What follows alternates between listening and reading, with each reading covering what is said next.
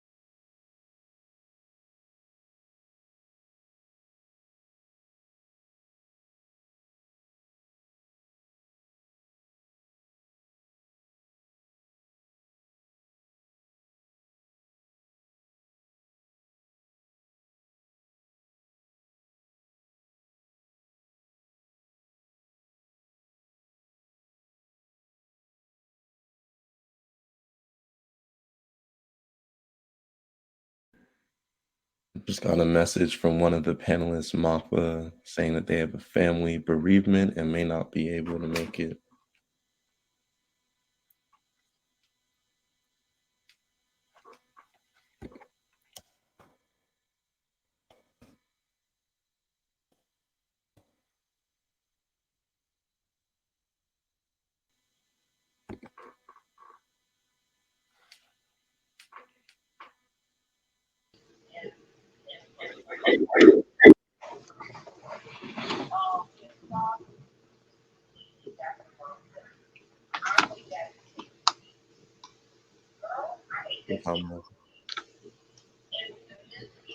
Okay, so Mafa is online, so maybe he'll connect.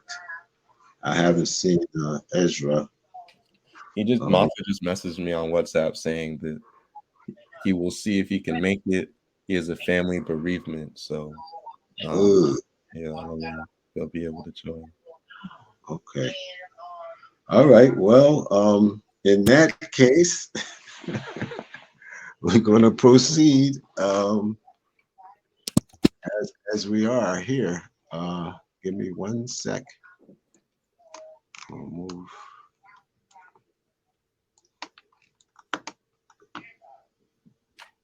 This over there. Move this over here. Expand my screen. And expand my screen. Okay. We're going to get started on our panel. My name is Rafiki Morris, and I'm an organizer with the All African People's Revolutionary Party. And we want to thank the organizers of the African Unity Movement for Development for organizing this very enlightening conference that is examining the struggle of African people around the world to have a better life and to confront our enemies and to organize ourselves to build the kind of world we would like to live in. We want to thank all of the presenters, all of the organizations, and most importantly, thank the people who are in attendance at this historic conference. This work that we're doing at this conference is for you, the attendees. It is not about the presenters and what we have to say, but it is an attempt to share our understandings with our people around the world so that they can have a better conception of the struggle we're engaged in and how to move forward in it. The AAPRP would like to say that we hope that our contributions and interventions are helpful and meaningful and insightful. We would like for everybody to take what you find to be positive, helpful, progressive, and incorporate it into your lives And up front, we apologize for any misconceptions or misunderstandings that we might have. And we ask you to put those things that are not helpful aside and to take those things that are good and helpful and incorporate them into your practice. Um, our topic for our panel discussion is towards ideological, political, and military cooperation. And our panelists who were scheduled to be here are myself, Rafiki Morris, who is going to be moderating this discussion. I am organizing with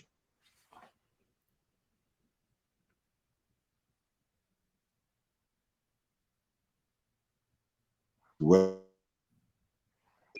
We also have with us a good brother who I've come to know and respect for the work that he has. Osazua, um, Asasua. Sorry for butchering your name, Tunde. Tunde is the coordinator of the U.S. Out of Africa network of the Black Alliance for Peace. And we are still awaiting Brother Ezra Tieno, who is in the Revolutionary Socialist League of Kenya. And we just got word that our comrade Mafa Mafa, who is the founder and chairperson of the Zimbabwe movement for Pan-African Socialists, has some family bereavement concerns that have come up. So he may not be able to make it with us here today. That leaves us with myself and Tunde to carry the load. And we will do our best to try to address the issues and the topic at hand. We'd like to start by saying also, and offering our apologies for our sister Maxine Davis, who was originally to moderate this panel. And Maxine also has some family matters that came up that made it impossible for her to be here this morning. And her absence leaves us with a great big elephant in the room because it means there are no female presence in our discussion. And we think that this is really important to understand because we understand the role and the importance and the value of our sisters in this struggle we're engaged in. We can say that Sister Maxine has been working diligently to contribute our party's part in the development and organization of this conference.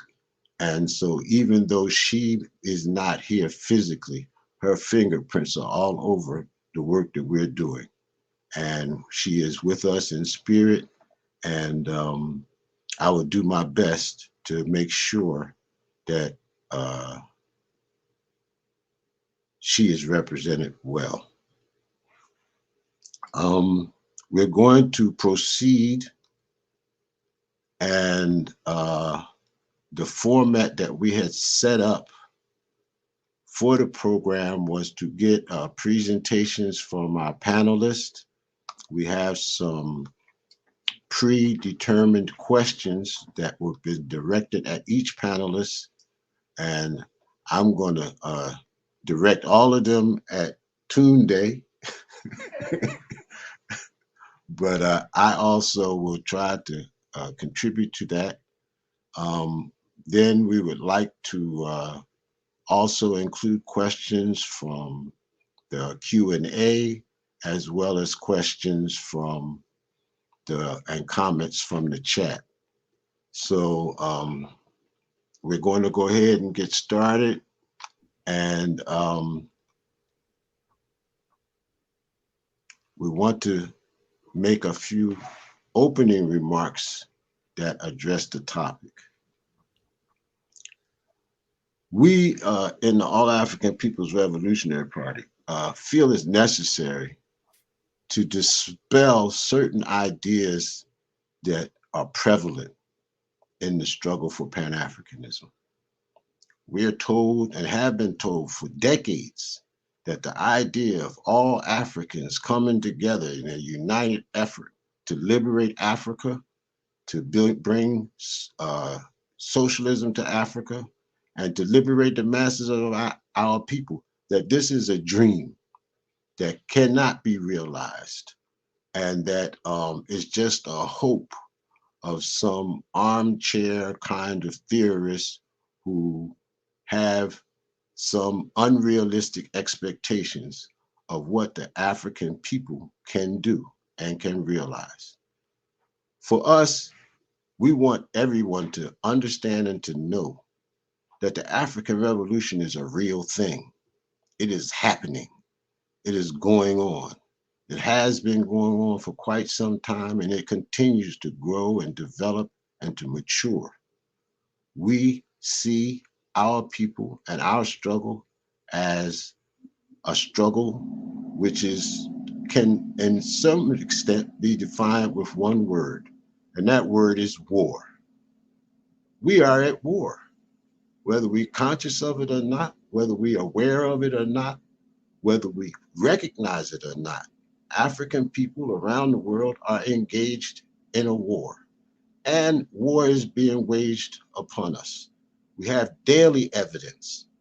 Less than a month ago, a, a number of African migrants in Morocco headed to Spain were brutally assaulted by the Moroccan security forces, and the Spanish are saying that they're going to prosecute the people who were assaulted. 18 Africans beaten to death simply because they want to move from one place to another. Just Friday, at the opening of this conference, after successfully forcing the change, the resignation of their president in Sri Lanka, just following the ceremony to install the newly elected president, the Sri Lankan military police apparatus attacked ruthlessly the very people who have been demonstrating to transform that society and to get rid of their former president and install some new political leadership. I think it was just yesterday, the police inside of Brazil in Rio de Janeiro attacked our people again, killing 19 people. And in the United States, we hear daily about the continued police assaults upon our communities and our people. Driving while black is still a death sentence in the United States. And in all of these occurrences, it is the same military political infrastructure, military political complex that is responsible for murdering our people, for destroying our organizations, for assassinating our leaders, and for continuing this imperialist assault upon us in order to extract resources from Africa and to exploit our labor, not only in Africa, but everywhere in the world. We think that this war is both multiform and global. We understand that war is just an extension of political interest, and what cannot be achieved through political machinations is achieved through the barrel of a gun. And when you engage in a war, the first thing, and we hear it a lot, and we want to emphasize that you must understand who your enemies are. A big brother of mine, Kwame Ture, used to say, if you analyze the situation of any oppressed people and leave the enemy out of that analysis, you're going to end up with a wrong conclusion. You're going to end up blaming the victim instead of the victimizer. And we do not want to make this mistake. So we want to keep our enemy in mind and understand that capitalism and imperialism and neocolonialism are the enemies of all Africans everywhere, and in fact, the enemies of humanity. And that this war we wage is to defeat these people and these systems and these countries and these militaries in order to establish a kind of world that we would like to have to live in peace. Unity and the struggle for unity among Africans is not a dream. It is a real thing. We have seen many, many expressions of this struggle to bring our people together. We recall the Garvey movement and the Universal Negro Improvement Association and African Communities League, which had organized millions of Africans around the world at the beginning of the 20th century. And to date, no organization has achieved the successes that the Garvey movement achieved in spreading that organization's mission and concepts around the world. We are aware of the Pan-African conferences. We are remember the Pan-African Congresses. We remember the All-African People's Conferences. We remember the All-African Women's Conferences. We recall the organization of former liberation movements of Southern Africa. We recall and work consistently still with the Pan-African Women's Organization. We also are aware and conscious of the efforts of the international community of oppressed and exploited and colonized people who developed the Organization for People of Africa, Asia, and Latin America, that developed the Tricontinental in Cuba in the late 60s. We recall the union between Ghana and Guinea and Mali. We all know the history of the Organization of African Unity. We sometimes forget the history of those short-lived of the Organization of Afro-American Unity, which was founded by Malcolm X, and which most people don't realize was part of a process of organizing all Africans in the diaspora to connect them to Africa. And we are very conscious and aware and struggling to produce an All-African Committee for Political Coordination as recommended by our great leader and comrade Osajifo Kwame Nkrumah in his book called The Handbook of Revolutionary Warfare. We think the question of unity is a question of practical necessity. We don't unite just to get together, to hug each other and to love each other. We unite to defeat our enemy. We unite to liberate our land. We unite to build a socialist Africa that is capable of providing the needs of the masses of Africans around the world and making a contribution to a world of peace and harmony and love and cooperation. So when we come today to talk about the unification of our people, we see this as a question of ideological, political, and military cooperation and coordination. We are not idealists about these things, and we know it's going to take an enormous effort, but that effort is the requirements of our struggle to be free. And without that effort, no liberation, no unity, and no socialism can be built. We understand that though the culture of African people has a number of manifestations and forms, it is all African culture. And that out of that culture has arisen revolutionary ideas and concepts that have guided our struggle for freedom and unity and socialism for decades. We understand that in that culture are the ethics and morals that are necessary to be adopted by all people who claim to want to see us free and united. We have got to become new people who act as people of thought and think as people of action. We see the contours of our movement. We understand the necessity to organize the women, to organize the youth, to organize the elders, to organize the workers, to organize the intelligentsia. And most specifically, we place emphasis on the organization of the revolutionary Pan-African political parties that exist in our world today. We find that some of these parties are in power and others are struggling. And we call for and continue to push and work to build a unity of these organizations who claim to be engaging in the fight based in our understanding of the interests of African people. We in the AAPRP look at this whole question from a very practical perspective.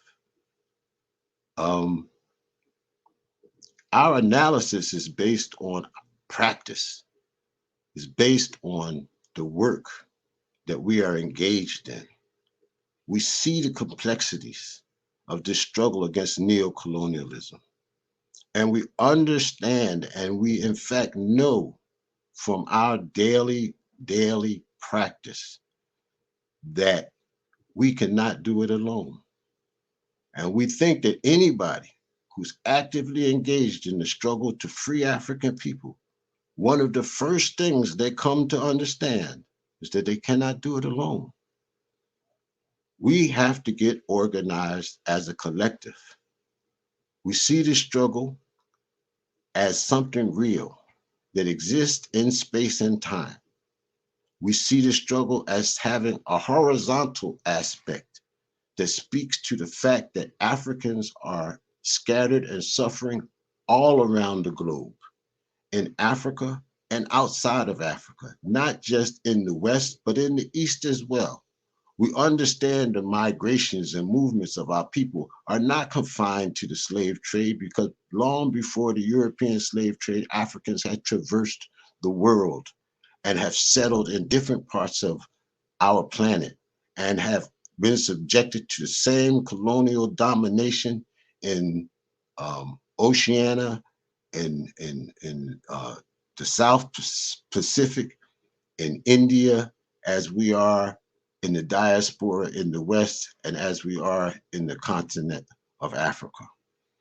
We also understand that our struggle has a vertical component in that it transcends time. It has a history that explains how and when we came to be in the place we are today. It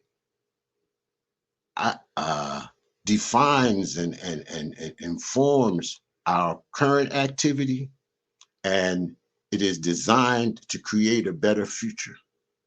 So it's not just about doing what we have to do today to feed ourselves and clothe ourselves and live better lives for ourselves at this point in time, but we fight for the future. We fight for future generations that are not yet born. And we fight to continue the efforts of our ancestors who fought and died to bring us to the place that we are. The scope and requirements of this revolution once again confirm one undeniable fact: we cannot do this alone. So with that introduction, we're going to move to our presentation. We've asked our comrade Tunde to give us 15 or 20 minutes. Actually, Tunde, you can take all the time you want because we don't have our other panelists yet. If they come while we're in process, we will include them. After Tunde's presentation, we have a few questions that we would like to pose to the panelists and, in fact, to the attendees. And then we will try to address some of the issues that come from the comments in the chat and the Q&A. We want to encourage people to put your comments in the chat.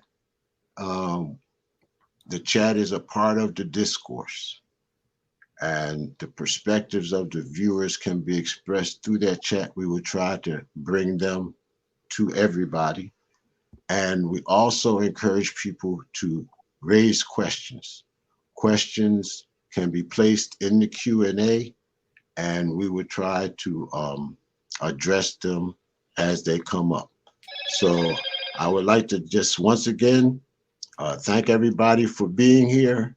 Thank you for your participation in this historic process, and introduce to you my brother and comrade for his opening remarks and statements, Tunde Osazua of the U.S. Out of Africa Network and the Black Alliance for Peace. Tunde? Yeah, thanks so much, comrade. It's a real honor to be here with you. And Tunde? oh, can y'all hear me? Sorry. Hello? Is anyone else able to hear me? Am I not being heard? So it sounds like Comrade Sabukwe said that, yes, you can hear me and Rafiki. I feel like my sound is working, so we can probably keep moving. Yeah, no, it's a real honor to be here at this convention. I've really learned a lot from all of the various panelists and speakers, and I'm honestly very honored to just be a part of this. And it appears that Tunde's screen is frozen, and I don't know that it. Am I being heard? Can somebody let me know if you're hearing what we're saying? Both of us are audible and visible. Okay. I see as well. Tunde, you can begin your presentation now. Okay, thanks, comrade. Great. No, and I was just saying it's been a real honor to be here, here with so many esteemed comrades and friends. I've honestly learned a lot from a lot of the presentations. Folks in the chat here have given some really amazing talks, and so I've really appreciated this work that has gone on to put this together.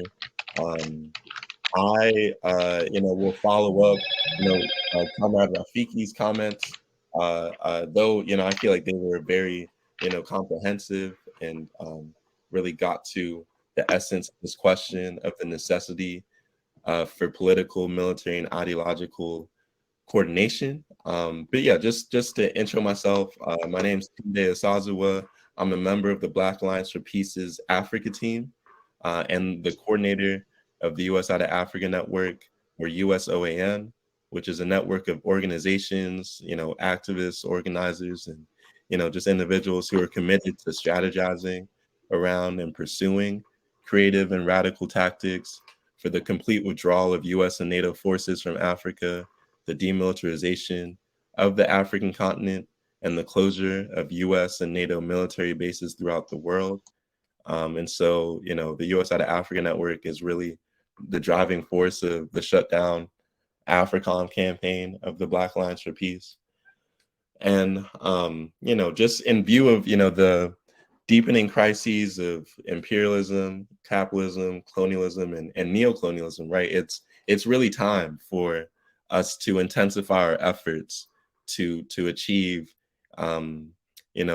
sophisticated levels of political, military, and ideological coordination amongst our various forces. And you know, as I've read the AAPRP speak on before, the African world on fire is on fire, right? Like, um, you know, as Comrade Rafiki spoke to earlier, right? Like the African Revolution is ongoing, right? Like we see in, you know, the corporate imperialist media, these, you know, stories that you know, kind of um, you know, try to hide, you know, our efforts at resistance to their, you know, domination, their rule.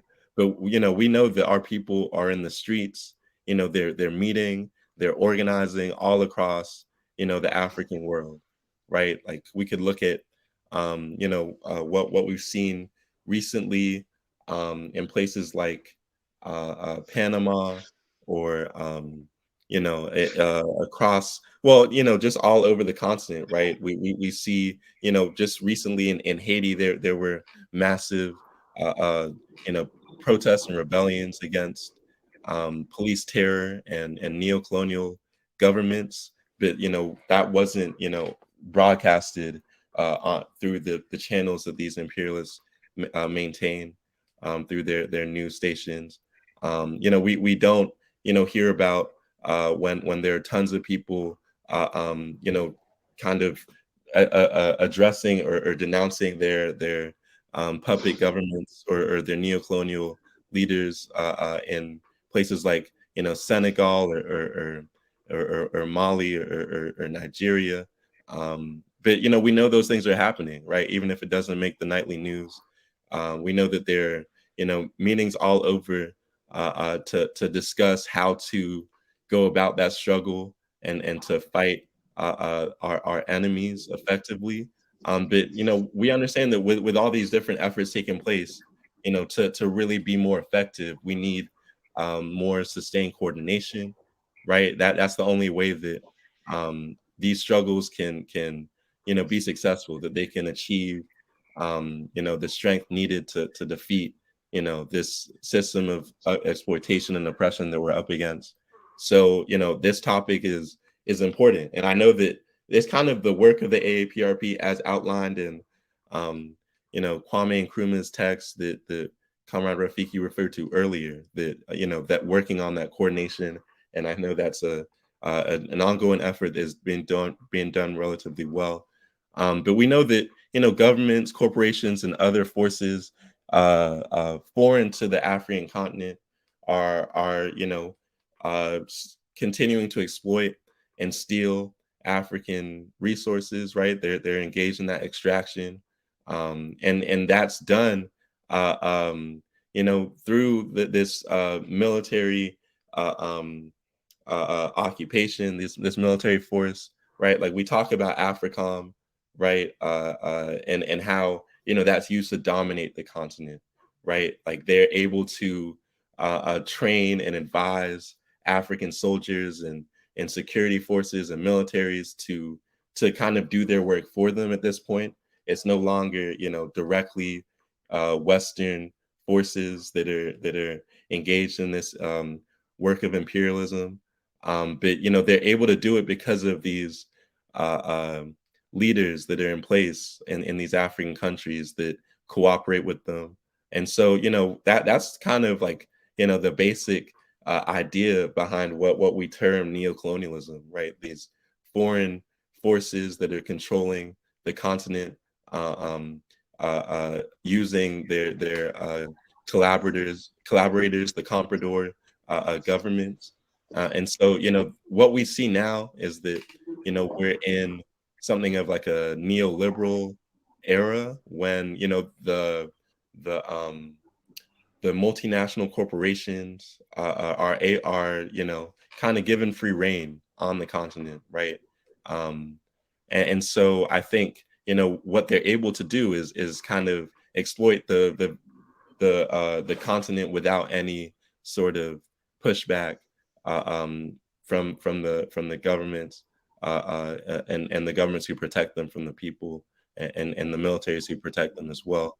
So I mean, I think that's kind of, you know, where we are, and you know, I think that is a slight, you know, change from, you know, what was laid out in that that seminal text, the Handbook of Revolutionary Warfare, right, where Kwame Nkrumah talked about the need for political, military, and ideological coordination, right? He laid out a plan for achieving, the necessary level of coordination in that text, right? And so, I think as we're examining our, current material conditions, like, Nkrumah did when he was writing that foundational work, we have to think about how do we, adapt that those lessons and that that strategy to the present, right, to our current times, right? And so I think, examining this neoliberal era and how that affects our struggle and how that affects our efforts for coordination um, is important. I also, I mean, I agree obviously with everything Comrade Rafiki spoke to, as far as the need for, support. Like the AAPRP needs help. I think, with the Black Alliance for Peace in the U.S. out of Africa network, we're hoping to, work to help, I guess, contribute to these efforts for liberation as well. Um, and I think, we understand that, during Nkrumah's time, right, it was just different conditions, right? At the current moment, right, through uh, U.S. military dominance, right, like 53 out of the 54 African countries have military to military relationships with the United States, which reflects the breadth and the power and the scale of this military domination that kind of protects the state of affairs where these corporations are able to dominate, um, um, I guess, the continent. Um, and so, I know that Nkrumah explained something of like a zonal theory in the Handbook of Revolutionary Warfare, where he spoke about Africa being made up of different types of zones, right? There are zones that were under enemy control, which I think is easy to understand, right? They're dominated by forces that are antagonistic or trying to prevent us from achieving our liberation. There are zones that are contested where serious um, liberation struggles were being waged, and then there are liberated zones where uh, uh, our forces that were kind of uh, uh, kind of successful in waging revolution, and they were in control of the territory. And so I think that state of affairs. I mean, those zones are still. I think that I guess classification of different zones is still valid, but I feel like the balance in terms of the number of liberated zones and the number of contested zones and you know uh, enemy zones under enemy control has shifted slightly. There are fewer liberated zones, and for that reason, like it's more difficult to um, you know, establish, I guess, different outposts for these I guess offices of coordination that I think Nkrumah lays out in the Handbook of Revolutionary Warfare. I would say that we don't have even many contested zones. Like most parts of the African continent might even classify as zones under enemy control. Um, so I would just say that the vast majority of territories are both internally and externally subjected, according to Nkrumah's definition.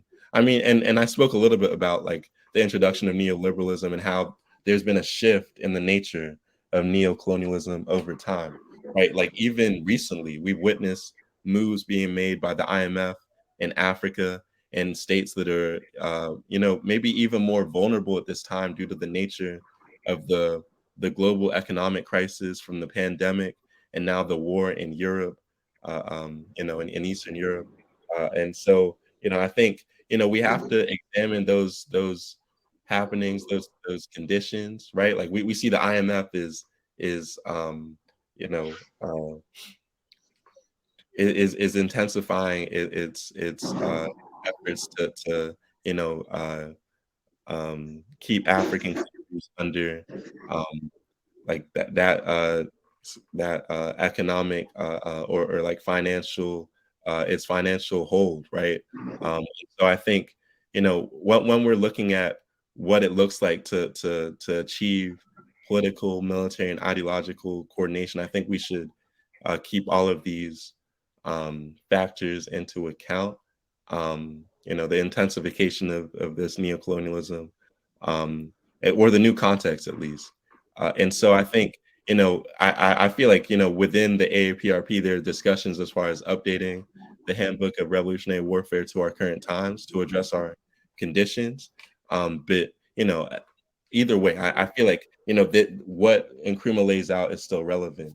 And I think that is what we should be, working towards. But, we're in obvious need and are in the process of building, practical cooperation and forms of organization of international cooperation and coordination for, our activities and our work, our revolutionary work. I've been on a number of U.S. out of Africa network calls with Comrade Ezra, who I see has just joined, and it's great to see you on here, Comrade. We've had Mafa on a few of those calls as well, and we've been discussing how do we, coordinate efforts to fight back against AFRICOM. How do we, struggle against the military occupation of the African continent? How do we, aid in this effort to build out our revolutionary struggle? And so I think, we should be really working to deepen, our ties and really build out, what Nkrumah speaks to in the handbook, and maybe an updated version of that. But then also, thinking about how we can, I guess, come together under shared principles and goals that can form a basis for achieving unity and, the essential questions of our struggle in an interrelated process of theoretical discussion and practical work. I think also important to that effort is, just what what it means to really understand each other's organizations. Like, how can we get an understanding of how our brother and sister organizations, or our allied or comrade organizations are structured, how they were formed, like what the objectives are, and how we can help each other reach shared objectives. We should be implementing a joint days of struggle, like what we try to do with the international or the month of action against AFRICOM, right? Because those are training grounds for practical cooperations. We should be engaged in shared work, right? And so I think that's something we should be working towards. And so our efforts in the U.S. out of Africa network have been to seek out a number of radical Pan-African formations, like we've done, like the organizers of this convention have done, to build relationships and hopefully move towards coordinated joint struggle, right? And so I think we can definitely continue to build and coordinate with the various organizations we're connected with, and work towards the goal of consolidating more practical and concrete working relationships with our various formations. But we understand as well that imperialism, as the AAPRP says, will find its deathbed in Africa, right? Neocolonialism will find its deathbed in Africa, and we think along with what that that revolutionary Pan-Africanist Sekou Touré said, right? Like, once you liberate Africa, you liberate all of humanity, right? So our task is large here, but it's vitally important, right? And so uh, uh, we have something great ahead of us. And I think we're here to continue building towards the end of this global system of capitalist imperialism that was originally built off of the enslavement of our people and the colonization of our continent. So I think we won't find any discussion of these topics that we're discussing here at this convention on the nightly news, but we should still be discussing these things amongst our various organizations and our collectives and our formations, so that we can, continue to build together, right? And so I think, we know that the time has come already to join together as, in a coordinated effort against these our enemies, and as one, fighting force. And so I'm looking forward to continuing to build towards that. But I'll just end right there and pass it to my comrades. And Comrade Ezra, if you wanted to speak next. I don't know if Comrade Yeah, Rafiki. yeah. I don't know if you guys can hear me. I can hear you.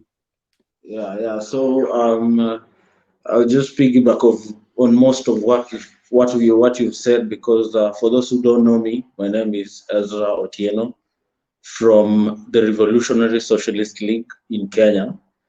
We are a Marxist-Leninist, Pan-Africanist organizations. So what we major on is political education for the masses, because we believe without political education, we cannot liberate our people who are politically not educated.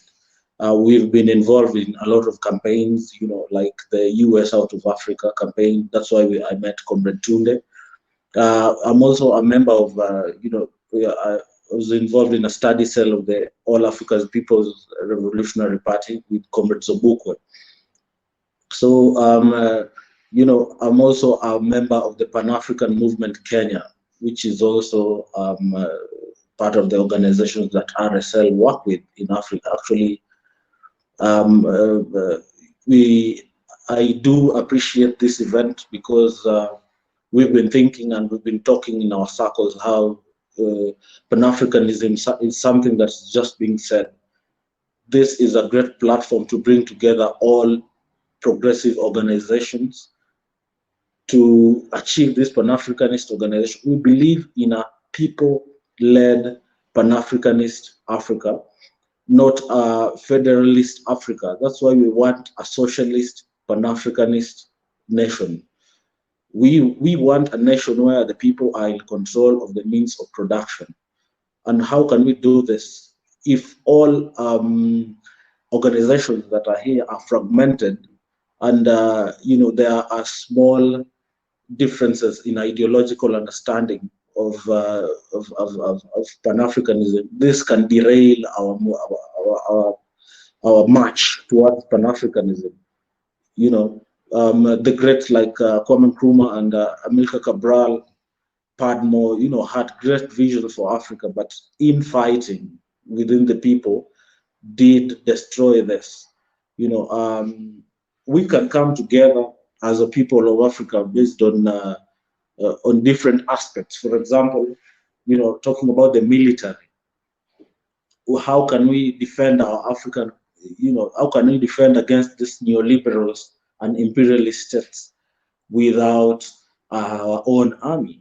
So how do we form our own army? According to us, we see that armies should be based on the people. We should definitely, it's just hypothetical, but we can call it the All African People's Revolutionary Army, which involves an African regiment of soldiers. Do we need allies? Because we cannot do this in isolation. Right now, the military prowess of the West, like the US and Israel and NATO, is highly, way beyond our comprehension. So we need to build allies with, maybe, as a tactic, we can use maybe China and India, who are at least not as bad as the imperialist West and NATO, as we build our own army, and maybe to be able to defend ourselves, because we know Africa is the richest continent in the world, given the minerals that we have.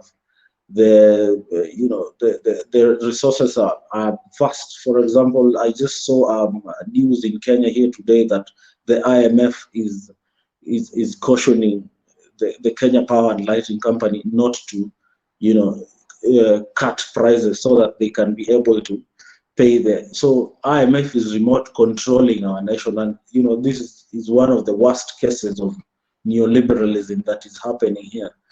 And when push comes to shove, we'll have to fight for our land. We cannot fight for our land without a united army.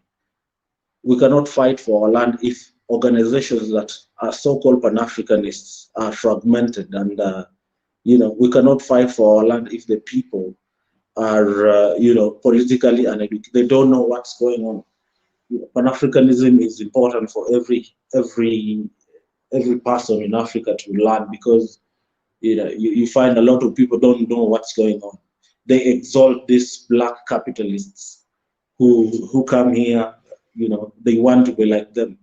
That's why we know capitalism is capitalism. There's nothing like black capitalism or white capitalism, as some people say, but capitalism is just capitalism.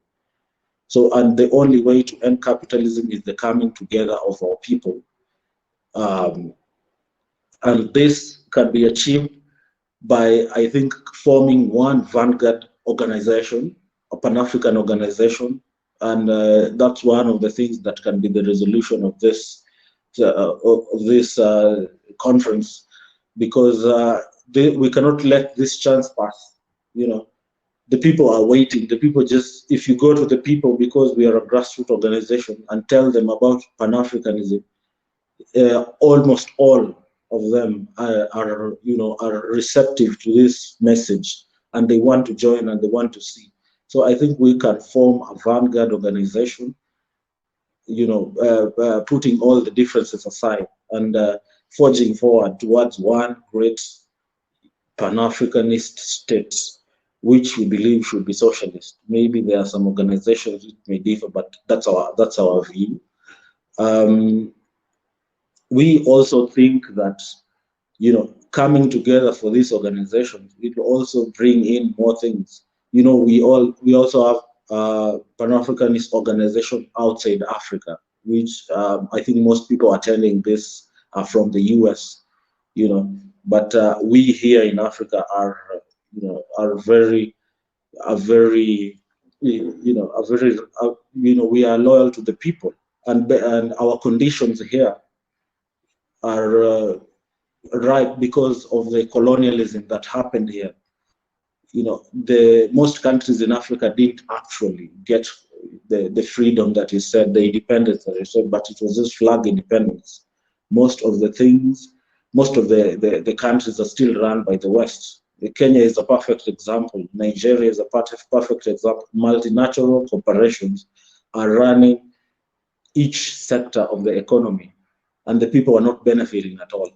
They have their armies. AMISOM is something that we need to talk about, and how we can have a campaign to pull them out. In Kenya, for example, there are over 15,000 British soldiers. We have American soldiers in Kenya, and they're doing everything. That's why even if they want to invade us, they can invade us, because Kenya has about 29,000 soldiers. So if you have more foreign soldiers in the country than your actual number of soldiers, there is no way you can defend your country. That's the importance of forming an all-African People's Revolutionary Army to defend the land, as Frantz Fanon has said, land is the most important issue for the colonized, because this is the basic. This is where this is where we can find our liberation. A lot of things going on here. For example, the training that we get from the US out of Africa, USON, is very important for everyone. And Comrade also learning a lot from them, because it's like we're not in control of our economy. So how can we say we are independent as a people if we cannot control, even the basic sectors of our economy, even the people who are elected?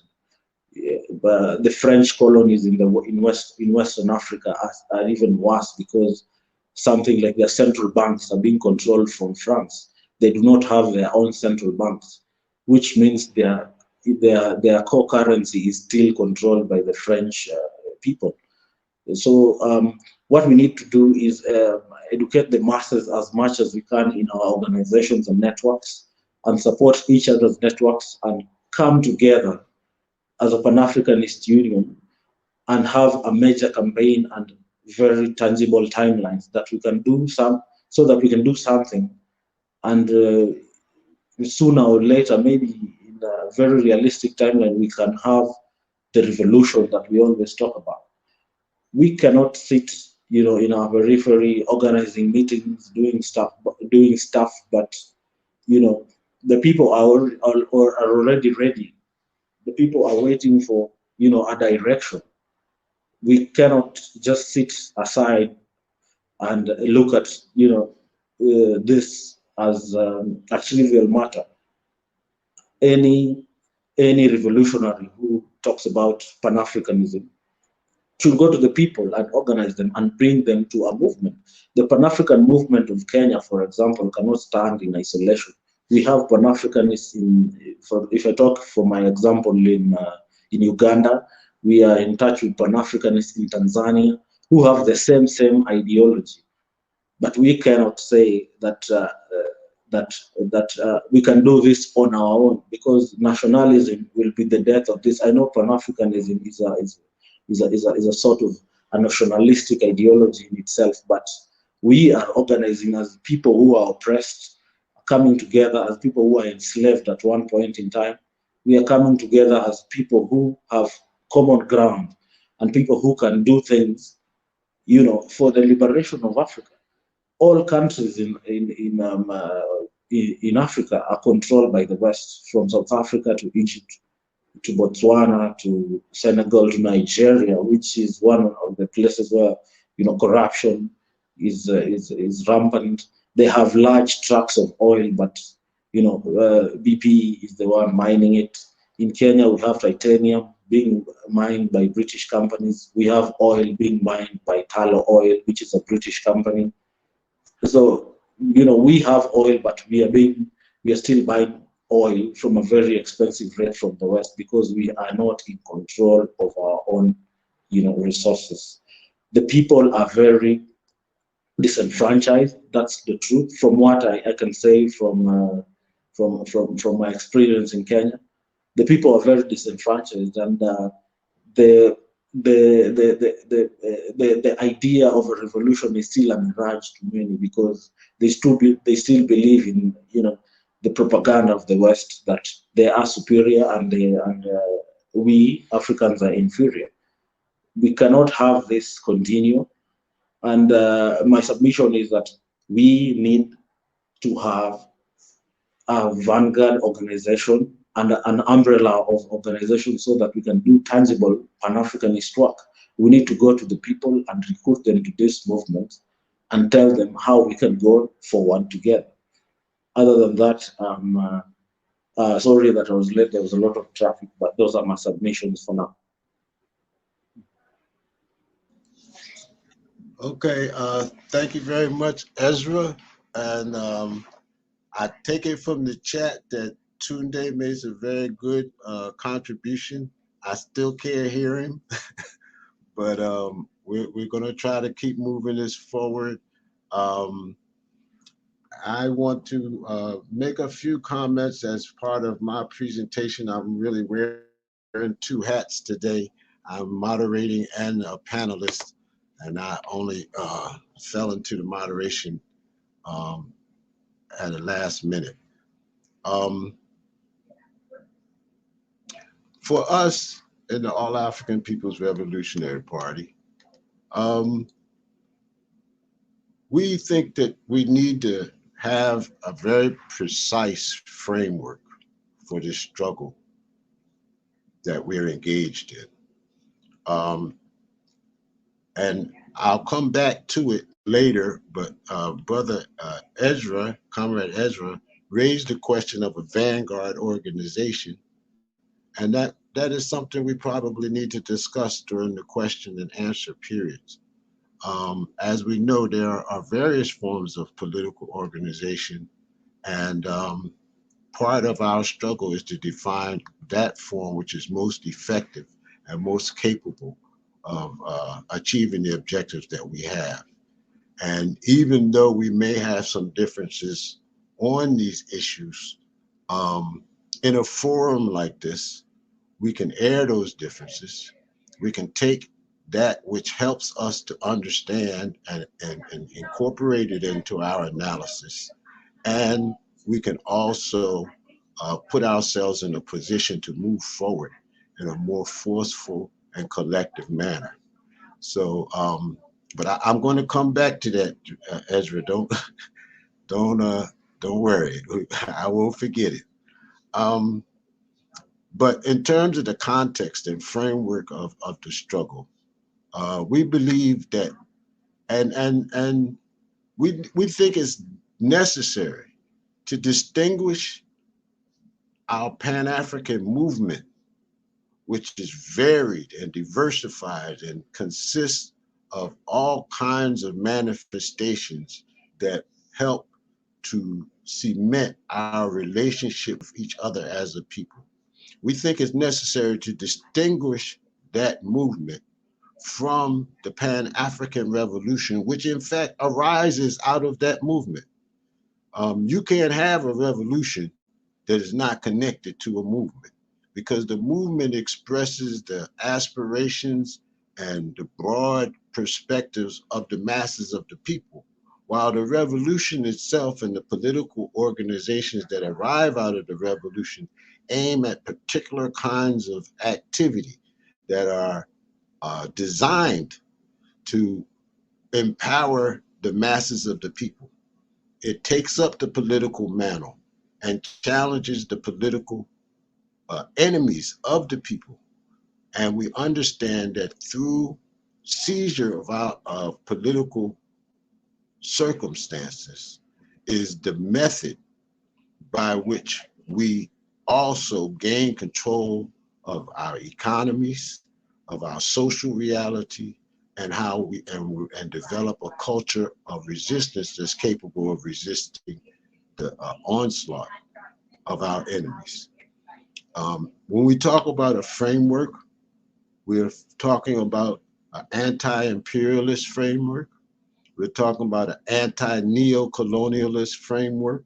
We're talking about an anti-Zionist framework. We're talking about an anti-patriarchal framework. And for us, only people who embrace these definitions of our enemies can be effective in the fight for the revolutionary transformation of society. You cannot effectively fight for the liberation of African people without confronting and dealing with the necessity to defeat and destroy imperialism. It is just not possible. Just as that you cannot sidestep the question of the patriarchal institutions and ethics and morals that exist among African people, if in fact you want to liberate African people, because the majority of African people are women.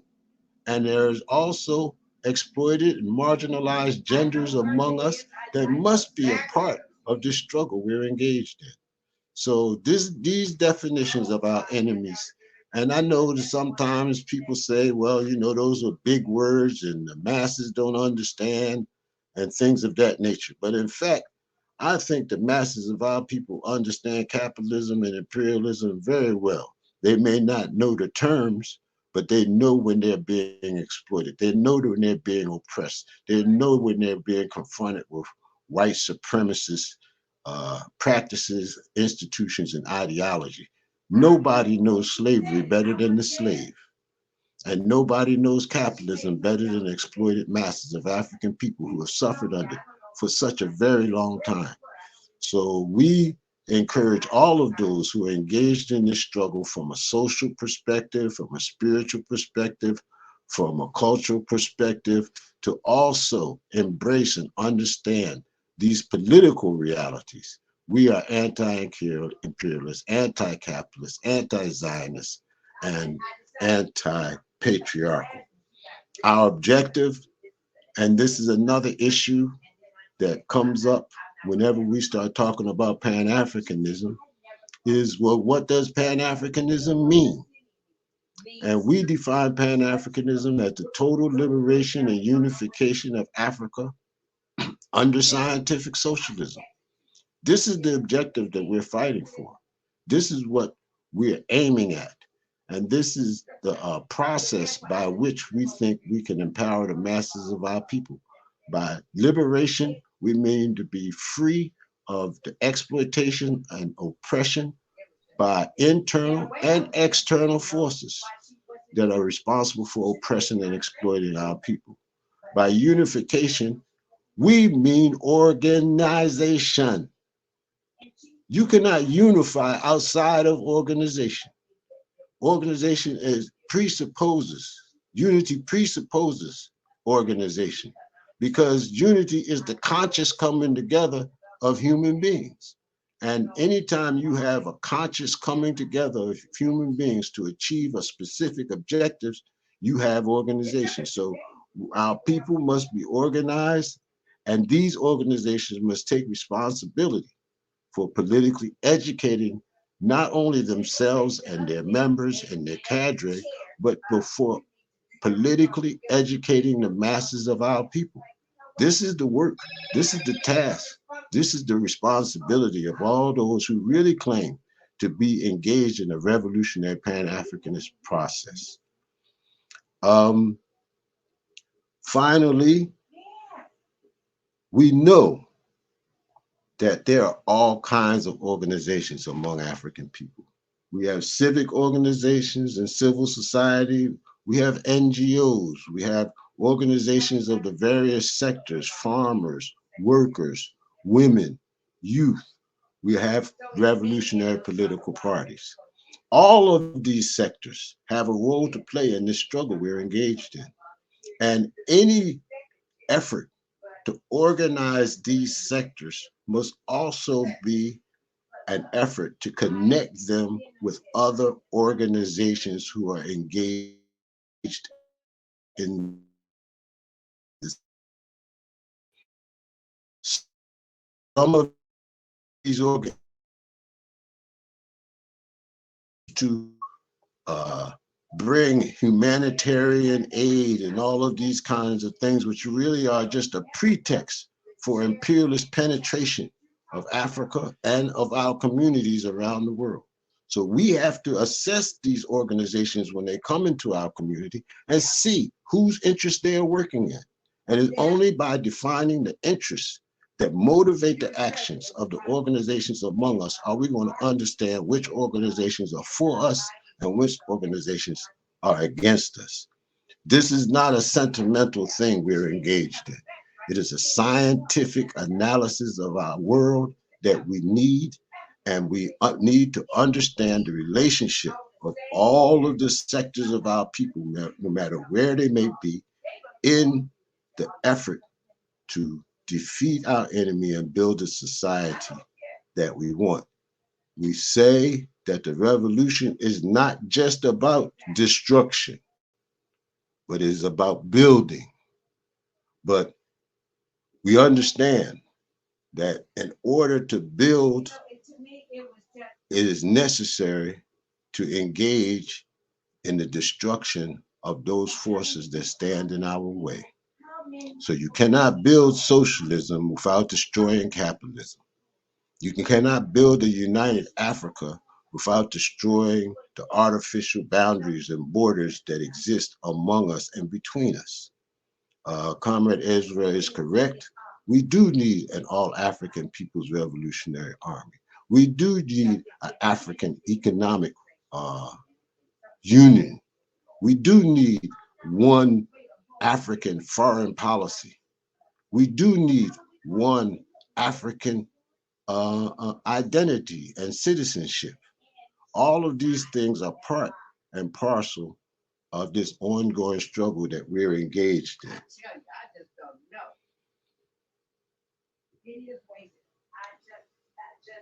We came out of the struggle against colonialism with the belief that the only way to defeat neocolonialism was through armed struggle. And this belief has existed for a very long time among our revolutionary forces. And we do not discount it at this time, the necessity for armed struggle. But we also are astute observers of what is happening in the world around us. And we have seen examples, and we have seen processes that were able to come to power and to empower the masses of the people without a resort to arms. Now, just because you don't resort to arms, just because you don't engage in an armed struggle does not mean you're not at war.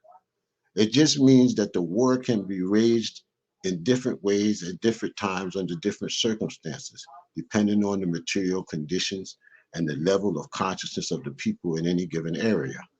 So we look to Venezuela and we see the struggle was triumphant without a resort necessarily to arms.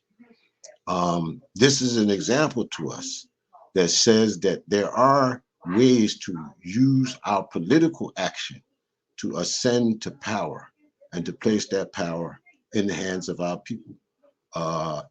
This very day, our brothers and sisters in Guinea-Bissau are engaged in a political struggle to come to power.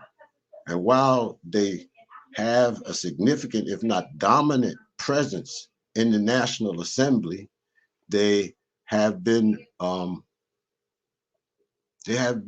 subject to the actions of neo-colonialists who have been able to maintain control of the executive branch in Guinea-Bissau. We witness every time they try to have a Congress, the police invade their headquarters and shut them down in an attempt to eliminate their ability to participate in a democratic electoral process. But they are pursuing the struggle to come to power inside of a political process. Who knows, at some point, it may be necessary for them to once again take up arms. But up to this day, they are consciously organizing the masses of African people. They have thousands of committees throughout the country. They are organized at the local level, at the regional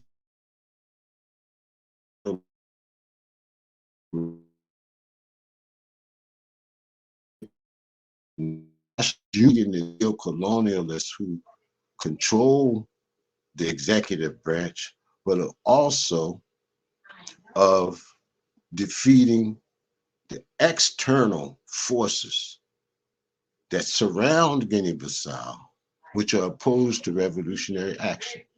So we understand this, that the struggle is multiform, and that the approach that is being taken in any given location is dependent on the level of consciousness and understanding of the people in those areas. We were enthused recently when we were informed that the Pan-Africanist Congress of Azania and the AZAPO have come together in an agreement of cooperation so that they can work together to fight against the settler colonial / neo-colonial domination of Southern Africa and engage collectively in a struggle to transform the neo-colonial settler capitalist state of South Africa into a revolutionary Pan-African country known as Azania that could then stand as a base for the continued struggle to liberate the rest of the African continent. So we see the struggle taking place at various levels, and we understand the connections between what is being done in Venezuela, which has a significant African population, to the recent victory in Colombia, which also has a significant African population, to the increased activity among our people in the United States, who are more and more coming to understand that the struggle is not for inclusion into this American dream, but to bring in an end to this American nightmare. Our struggle takes place at home, it takes place abroad. And even the struggle of Africans in Africa and Africans around the world is not enough, because Africa is a part of, an integral part of suffering and struggling humanity. So we have to develop ideological, political, and organizational links with other revolutionary processes that are taking place in the world. We have to stand in solidarity with our brothers and sisters in Cuba and our comrades in Venezuela, in Colombia. We have to remain in solidarity with the heroic Vietnamese people. We have to remain in solidarity with the whole heroic people of North Korea. We have to remain in solidarity with the Irish who continue to struggle. They've been fighting colonialism in Ireland longer than we've been fighting it in Africa. And they continue to struggle to regain control of their land and regain control of their lives. We have to be conscious and aware. I'm here in the United States. I live in Washington, D.C. This is stolen land stolen from the Piscataway Nation. Every building, every institution, every paved road is built on the blood and the attempted extermination of the Native American people. And if we can continue to claim ourselves to be Americans, but deny the reality that this land was stolen from another people in order to bring us here and exploit and oppress us, then we're going to miss the boat. We have to remain in solidarity with our Native American brothers and sisters. And finally, we have to remain unflinching in our solidarity with the Palestinian masses, because Zionism is a scourge against humanity, not just Palestinians. Zionism affects us all, because Zionism is illegal, racist, settler philosophy, similar to the apartheid white supremacist philosophy of the settler state in South Africa, and similar to the settler state of the United States. So for us, we understand that our struggle is one. We are part and parcel of the struggle that's being waged by all of humanity to be free from colonialism and imperialism and neocolonialism and the various manifestations of this capitalist white supremacist worldview. And we must maintain this solidarity and these connections in order to move towards victory and to build a better life for Africans everywhere and for the masses of the people of the world. So I'm going to end my presentation there and put my moderator hat back on. And I have a few questions that are aimed directly at our panelists. And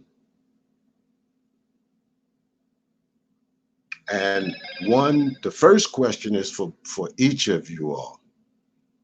And this question is, how does the struggle for Pan-Africanism impact African women and marginalized genders? And how can we, as a people, invest leadership in our women or help them or participate in the process of helping them to assume leadership of the Pan-Africanist movement? What is the role of women in this struggle we're engaged in? And I'm going to go to Ezra first, and then Tunde will take a shot at the question. I can't hear Tunde, so he's going to let me know when he finished through a text. Go ahead, Ezra. Okay, so that's a very important question, and the struggle of women cannot be desegregated from the struggle for liberation. Here in Kenya, we always have a very famous saying amongst our comrades that say there cannot be a true liberation without the liberation of women. And we understand that capitalism and patriarchy goes hand in hand.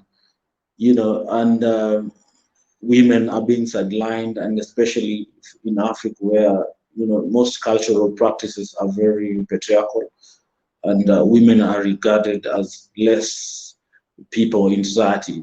Things are changing and stuff, but the core society in the rural area is still very patriarchal. So we, as the so-called revolutionary Pan-Africanists, cannot leave the women behind.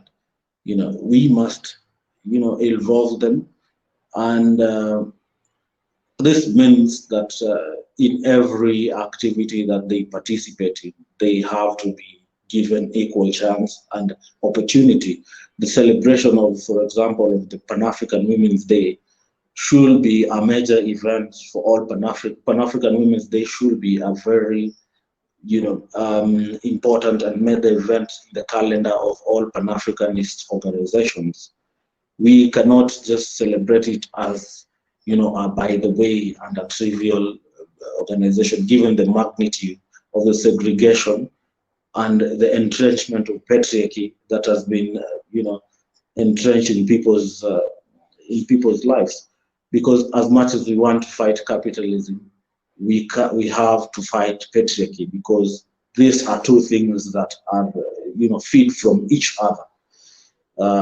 That's why women should, and this even should not be said, because as humanists we understand that we push for equality, and that should be a main pillar of every Pan-Africanist organization. Thank you. Tunde.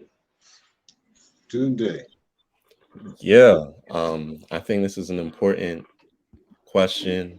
We understand that capitalism, with its thorough marginalization of women, in the production process, has really, kind of implanted a philosophy, a bourgeois philosophy that kind of justifies the extreme exploitation of African women, right? And so the result of that philosophy, that bourgeois philosophy that justifies, the extreme exploitation, is, kind of the belief that,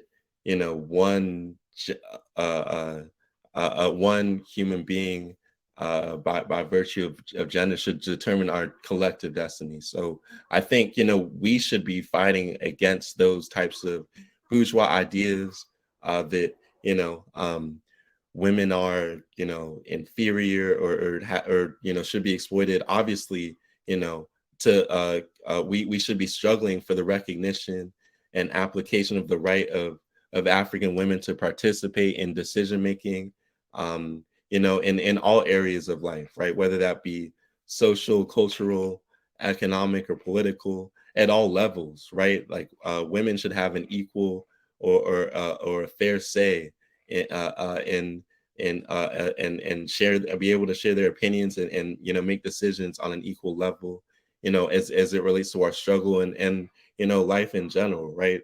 Like they should be able to contribute to the improvement of political and social and cultural aspects of life, and development. They should be able to participate in actions taken and lead actions taken at all levels, whether they be local, national, international. I think we should really be thinking about how do we ensure that African women struggle jointly with all African people, and as far as the development and expansion of Pan-Africanism. That's what is, I guess, the crux of the question here. We're also fighting against certain forms of exploitation and oppression including racism, capitalism, sexism, and patriarchy, right? And I think, you know, women are so important to that struggle, right? So we should be working jointly, you know, men, women, and you know, non-binary people towards our goals, which are the accomplishment of scientific socialism, and, you know, the revolutionary principles of egalitarianism and humanism. And like you said, Comrade Ezra, right? Like none of us are free if you know, women aren't free, right? If non-binary folks aren't free. So I think, you know, all of what y'all are saying is very important, right? We should be thinking about how do we, you know, make sure that all Africans are involved in this struggle and have, you know, an important a say in the decision making and you know, just the work of our liberation struggle. So I think, you know, that's very important. And I know that, you know, a lot of our revolutionary organizations have to do more work to make that happen. And so I think that's on us, right? That's on our organizations to ensure that, you know, women are given all of those opportunities to you know, participate on all those levels. And, you know, like the comrades have said in the chat, right? Like you know, women have been on the front lines of our struggle since it started. So I think, you know, we can continue to make sure that that's the case, and we fight any, you know, remaining vestiges of patriarchy and sexism and oppression of women and marginalized genders. And I'm going to type in the chat that I'm done.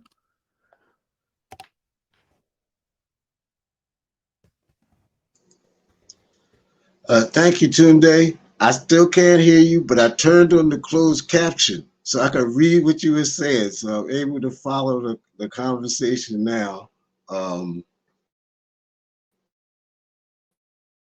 That's great.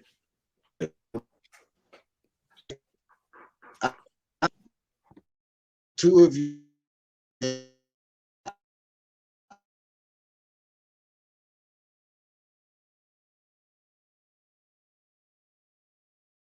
women of us giving them an opportunity. I think they themselves will seize this opportunity. And our task is to remove the impediments to their participation in this revolutionary process. Over the years, we have found that patriarchy, in terms of principles and ethics, has also seeped its way into our movement and into our organizations. So instead of women not having an opportunity, what we have actually done is placed roadblocks in the way of their participation in our struggle. And for the men and for the women together, our task is to remove those roadblocks, to remove those impediments. We know our sisters have been engaged in this revolutionary struggle. We know that what is called marginalized genders have contributed to our struggle throughout history, not just recently, but throughout time. And by adopting the patriarchal sensibilities and structures and methods that have been bequeathed to us by capitalism, what we have done is created obstacles. And so our task then is to remove those obstacles and allow the full measure of our women's desire to fight for their freedom to be expressed. Kwame Ture used to say, African women are oppressed everywhere, but the one place they cannot be oppressed is on the front line of the struggle to liberate our people. So when you look at our struggle, particularly in the armed struggles that we have waged, you will find that on the battlefield, there are no obstacles to female participation. It's only when these women return from the battlefield and go back to their villages or back to their cities or back to the areas that they come from that they find these reactionary traditions and practices that still exist and find it necessary to engage in an internal struggle, which is really a class struggle against the enemy. So that's my only difference, is that no, we don't need to give them an opportunity. We just need to remove the obstacles to their participation and allow them to lead us. Because in many instances, that is exactly what they have done and continue to do. I want to, I had some very interesting questions in the Q&A and in the chat, and I want to address some. I want us to address some of them before I go on. I have specific questions for each organization, but before I go there, I want to kind of put some of these questions raised in the Q&A out before the panel. The first one is anonymous. I don't really understand anonymous in this context. But if that's how you feel you need to present yourself, we know that the enemy is watching because they stopped me from hearing Tunde. So in that context, we'll take the anonymous question. And it is, do you believe that there is a need for revolutionary environmental organizing within the AAPRP? And I would extend that to the other organizations as well. And what would a concerted Pan-African focus on climate-based issues look like? I'll put that out there and see if any of you all would like to address that question.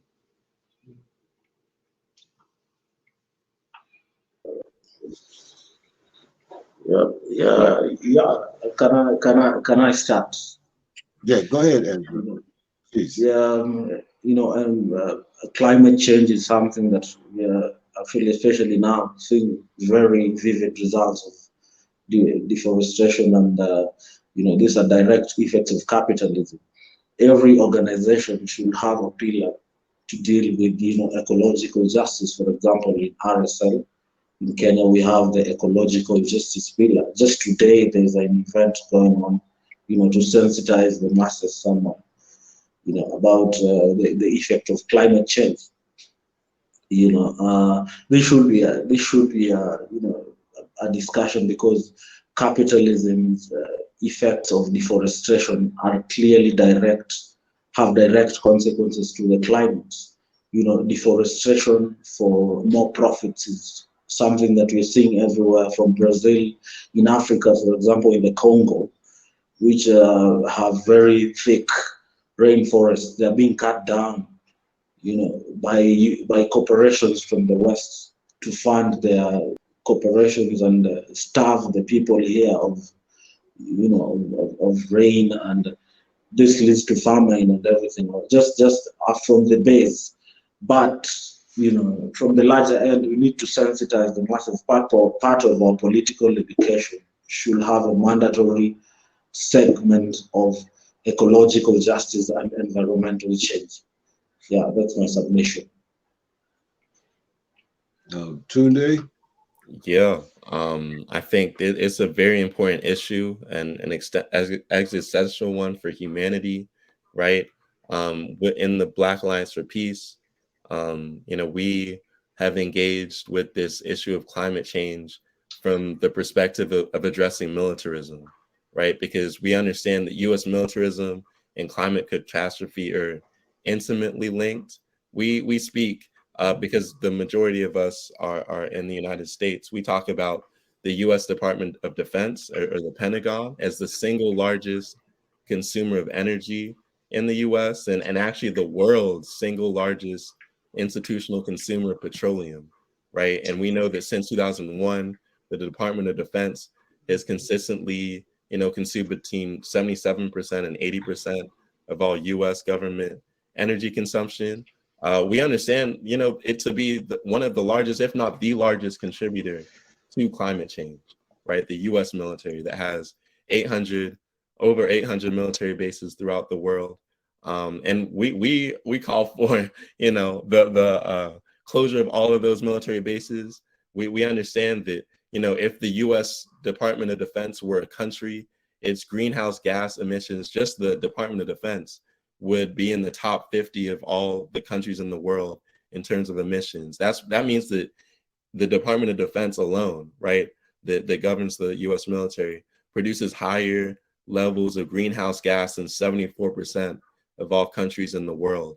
And the war making that we were talking about earlier really speaks to, kind of how this structure, this genocidal structure that has committed all sorts of atrocities throughout the world, is really, also, kind of really driving a lot of this climate catastrophe that we're seeing today. We know that, since 2001, when the global war on terror, that so-called, that the U.S. military has been carrying out, they produced more than 1.2 billion metric tons of greenhouse gases, right?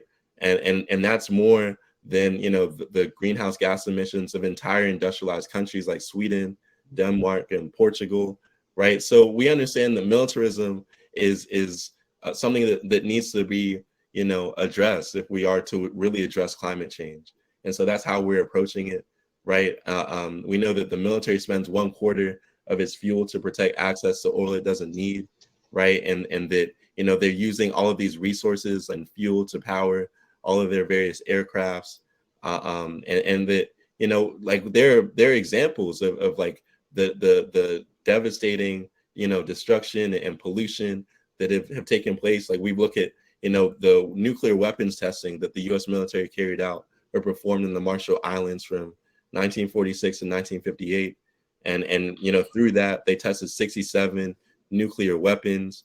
And that those tests were equated to being 1,000 times greater than the Hiroshima bomb, and have caused radiation poisoning, birth defects, leukemia, thyroid, and other cancers that have been experienced by the residents of, the Marshall Islands since. There was, another devastating case of U.S. military nuclear testing in the Navajo Indian Reservation here in the U.S.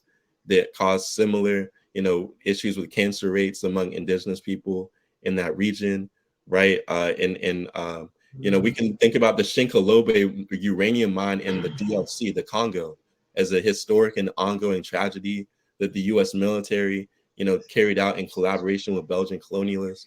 That, they used forced Congolese labor to extract the uranium it used in the atomic bombs it dropped on Hiroshima and Nagasaki. So, our approach is addressing, the climate catastrophe that's being brought about by U.S. militarism, and calling for, the end of these, genocidal policies, right? And that's kind of our approach in the U.S. Side of Africa Network and the Black Alliance for Peace. But I think there are many other effective approaches too. Let me type in the chat. Thank you, Comrade Tunde and Comrade Ezra.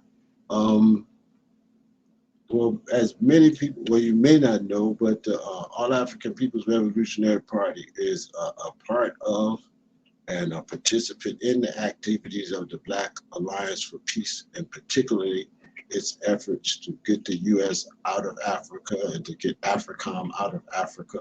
And we understand the relationship between the U.S. militarism and the deterioration of our climate. We also understand that the clearing of our rainforests is not just an attack on trees. The clearing of our rainforest is a conscious attack and an attempt to seize the land that has remained occupied by Aboriginal peoples around the world. When you see the rainforests are being preserved, when you see the efforts being made to protect what they call the lungs of the world, it is being carried out by native people, by peasants who depend upon the fruits and other animal life and other kinds of things for a living. We have been taught that These people are primitive because they still live agrarian lifestyles. They still are dependent directly on nature to survive. And that those who are perpetuating this increased industrialization of everything are the advanced nations, when in fact it is exactly the opposite. Because the only reason they're developing these technologies is to accumulate profits and to enrich a small segment of the planet's population.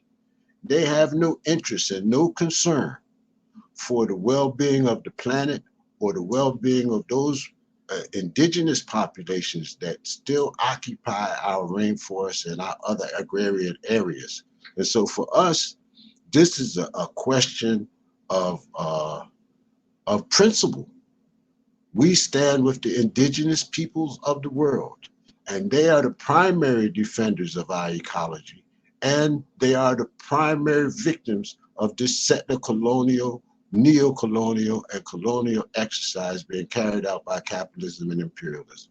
So we do identify and accept and understand the necessity for the struggle to against climate change. And we also recognize that over the decades, we have neglected to some extent to place the proper emphasis on these kinds of activities as a part of the struggle of humanity to build a better world. So I thought that was an excellent question. And I think that it's something that we must continue to work on. We must educate ourselves, as Comrade Ezra said. Part of our political education process has to include an understanding of the effects of capitalism and imperialism on the climate and the environs of humanity. We need to not only to save ourselves, but we also need to save our planet, or we won't have any place to live. We are actually over time, but I think it's okay if we continue as long as we can. They might pull the plug on us at some point, but I did want to address a particular question that was asked of the All African People's Revolutionary Party, and perhaps get some comments from the others. The question is, Brother Rafiki, oh, this was not anonymous. It says, Brother Rafiki, why do we have to be anti? Why can't we just be for? The problem is with us not being able to come together and fight together for the restoration of our full sovereignty through the political unification of African states on the continent of Africa and the Caribbean islands. Once we unite political, despite our class interest differences, we will sever, I guess he meant, the neo-colonial ties that link our states with imperialism. I think this is a really, really important question, because we want to be scientific in our analysis of what we're doing. And you cannot liberate an oppressed and exploited people whose lands are occupied and whose resources are being stolen without defeating the people who are occupying the land and stealing the resources. So you can't build socialism where capitalism reigns supreme. You can't build a socialist society where neo-colonialism is in control of the means of production and the political apparatus that exists inside of the society. Part of the struggle at all times is, and I started my statements with this comment, that you cannot analyze the condition of an oppressed people without taking their enemies into consideration. You will always end up with a wrong solution. And to think that you're going to fight capitalism and that you're going to defeat capitalism and imperialism without fighting them politically, economically, or militarily is just pure idealism. It is never going to happen. These people ain't playing. These people are not messing around. They're killing us to maintain control over our land and our resources. They're murdering us to steal our resources in the Congo, in the Sahel, all over Africa. We're dying in the streets in the United States on a daily basis just so they can maintain control of our people who they view as a major threat to the ongoing system of capitalism and imperialism. So it's not just a question of building the society that we want. It is always an important aspect of that struggle to defeat those who have built this wretched, reactionary, backward system that oppresses and exploits the masses of our people around the world. In fact, it's even more complicated than that, because in his question, he says, in spite of or despite our class interests. Well, I don't know about others, but for us, the masses in the All African People's Revolutionary Party, we have class enemies. We have people among our masses who collaborate with and work for those who are responsible for the oppression and exploitation of our people. We're not going to forget that and dismiss that like we're going to build some classless society without getting rid of the exploiting class. No, the exploiting classes must be dealt with. And the means of production that they hold in their hands must be extracted. They are not going to give these things to us. We have to take them from them. And in taking them from them, we are going to have to fight. Now, we do recognize that there are opportunities and possibilities where this fight can be waged in a non-military way. But it's a fight nonetheless. Stealing your resources is an act of violence. And reclaiming those resources is an act of revolutionary violence, even if you do it with the ballot box, because you're snatching what the enemy has out of their hands and placing it in the hands of our people. So this to us is just idealism. The idea that we can win without fighting is like saying you can walk without standing up. It just don't work like that.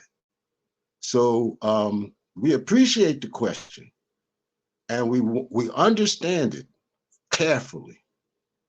We say we have an external enemy. That is capitalism and imperialism and Zionism, patriarchy. That's our external enemy. We have an internal enemy. That is people among us who are in league with the capitalists and the imperialists for their own selfish ends. But they are enemies nonetheless.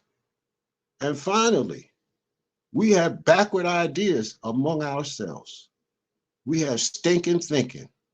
We have the enemy's ethics and morals that have been ingrained in us that must be extirpated, removed from us. This is why we keep saying we need political education. We don't need political education because we're dumb and we're stupid. We need political education because we've accepted the ideas and concepts and ethics and morals of our enemies.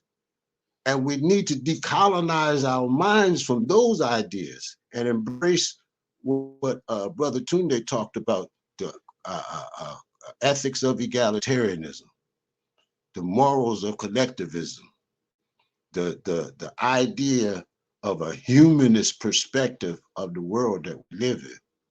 So it's even in fighting the backward ideas of our minds, we have to be anti those ideas and pro the revolutionary ideas. There's no way to engage in the revolutionary struggle without doing both. You must fight the enemy and you must build the world that you want. This is a dialectical relationship that is permanently connected one to the other. And this is how we see this revolution unfolded. And we are not under any illusions. We know the question was raised about Guinea-Bissau, that Guinea-Bissau is a non-viable state. Every state in Africa is non-viable. We didn't draw those borders. The enemies drew those borders. Why? They drew those borders to designate areas for the extraction of our resources in order to enrich European and American capitalism and to oppress and exploit the labor of the masses of our people. They're non-viable because they're artificial. And they're artificial because they were not created by us for us in our own interests. They happen to be the context in which we have to wage the struggle at this. But we also the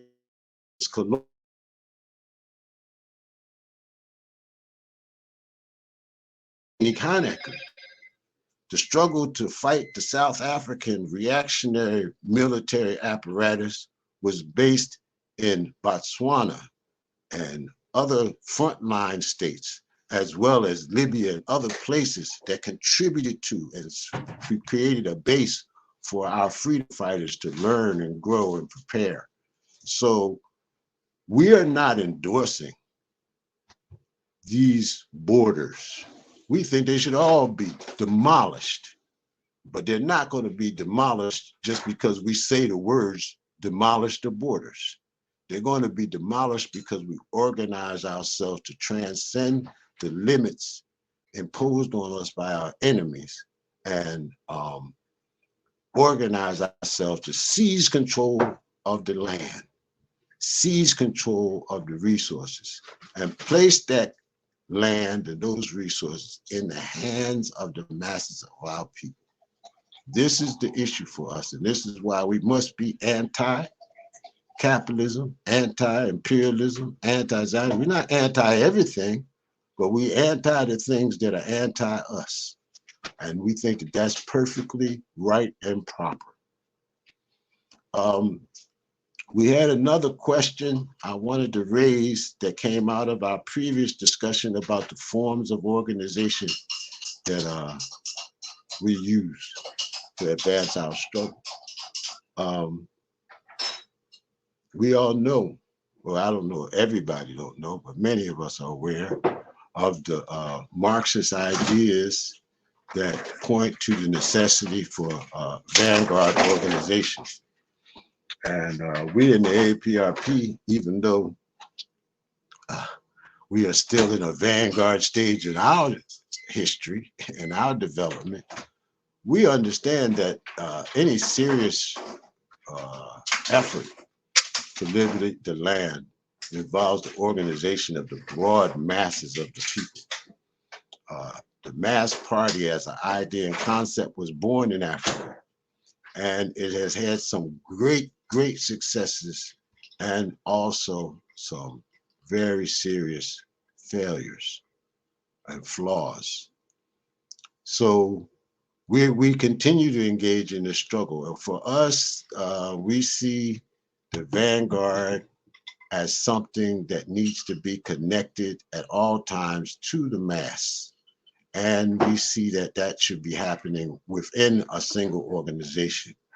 But we also see the Cuban Revolution, in which the vanguard is comprised inside of the party.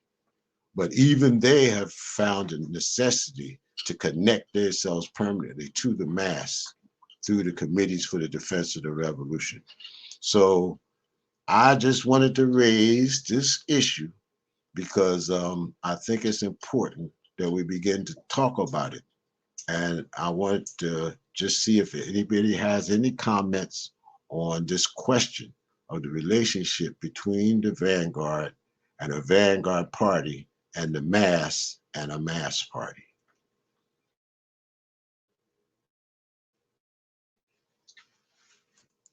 All that was aimed at you, Ezra.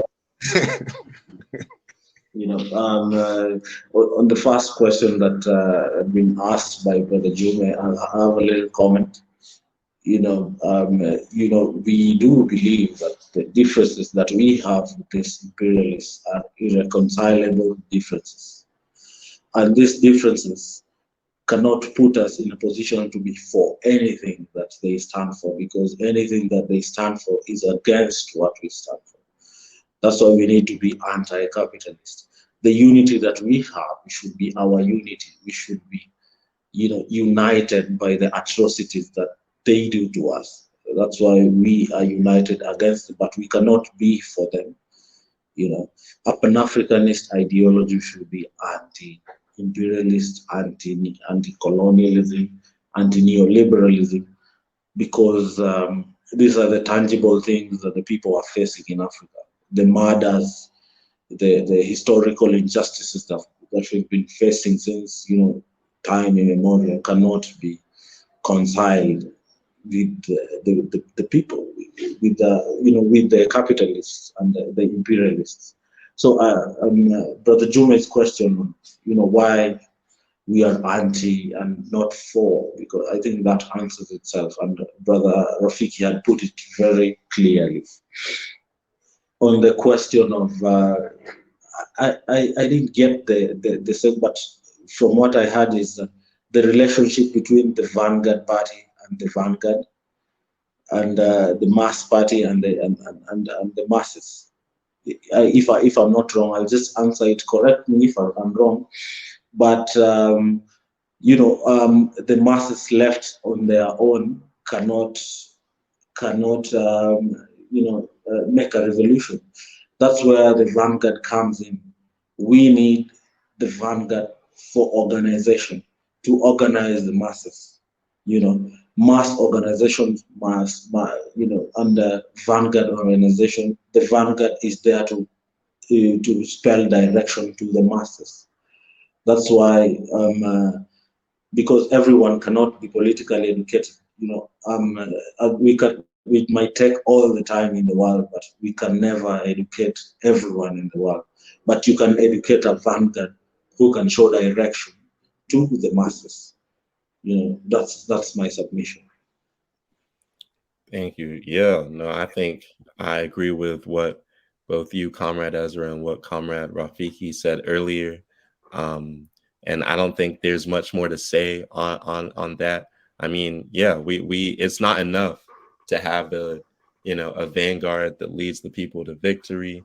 We need a clear and conscious, mass, like that. We need the masses to be clear and conscious and capable of giving leadership to the vanguard, right? Like we also need cadre to establish and nurture like a permanent link between the masses and the vanguard, which come from the masses, right? And are accountable only to those masses, right? And so defeating capitalism and imperialism and building out or building Pan-Africanism through a serious protracted struggle has to be guided by uh, um, precise political theories and daily mass practice, like y'all have said already.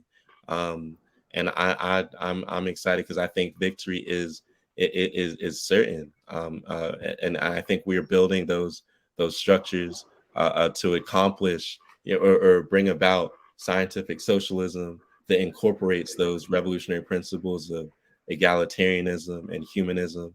But I think there's obviously a dialectical relationship between the masses and the vanguard that I think we have a solid understanding of here. But just wanted to add a little bit of that to the conversation. I don't know if Comrade Rafiki is still on the line. No, I think he dropped off. Okay, if that's the case, yeah. But no, it's great to have to be in conversation with you all. And I think that is this has been a great panel. And I've learned from comrades Ezra and Rafiki. But yeah, I appreciate everyone for being on here with us. And I also want to thank everyone for coming and taking the time to listen to us, because I do really think that these are very important matters. And you taking your time to just attend it shows your commitment, and which really encourages other comrades and shows that really we are going to get there eventually.